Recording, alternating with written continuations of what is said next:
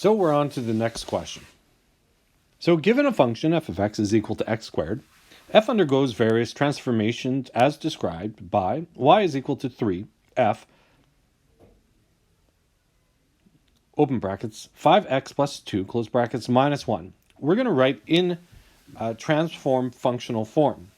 Well, actually, this must be my misprint because this is actually already in transform functional form. However, we're going to write it in regular functional form. That is, if f of x is equal to x squared, what will be my function after I put it through all those transformations?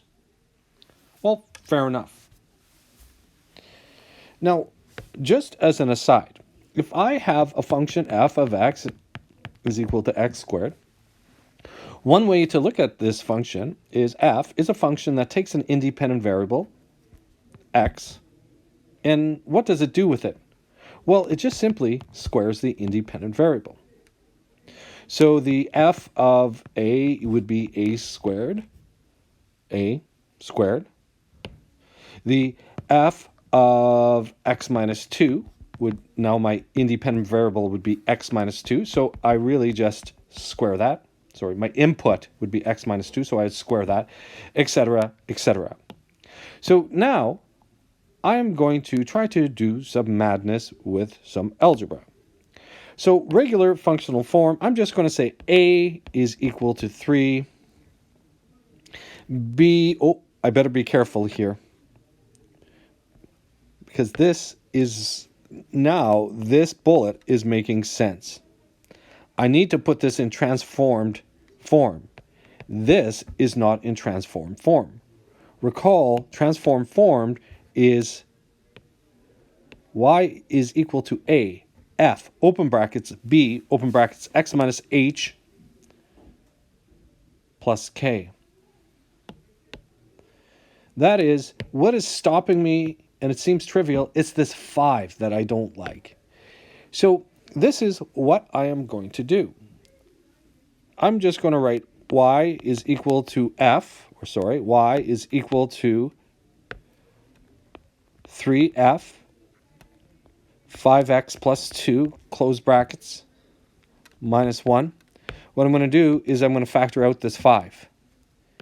So if I put it in transform form, y is equal to 3 f 5. Now I'm just going to switch colors just so that it's easier on the eyes. And I'm left with x plus 2 over 5. So if I factor out 5 from 2, it is very similar to dividing. And then minus 1. So this is in regular transform form that is described here, where a is 3, b is 5, h is negative 2 over 5, and k is negative 1. So now I'm going to write it in regular functional form, and if you notice, our parent function is x squared.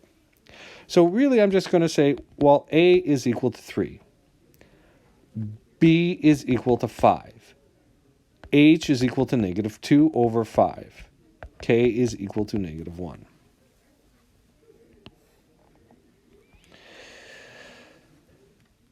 All right. So if we take a look here, this is what f affects, right? And f of x really just takes your input and it squares it. One way to look at it is that this is your input. So the f of 5x2 over, the f of 5 times x plus 2 over 5 really will just be 5x plus 2 over 5, my input, squared. And that's one way I could look at it. So it's really y is equal to 3 times f.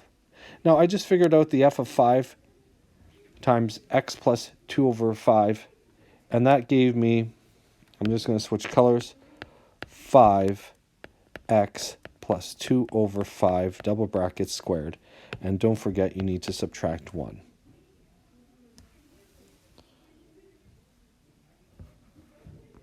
All right. That was a little bit tough. So now let's go on to the next example.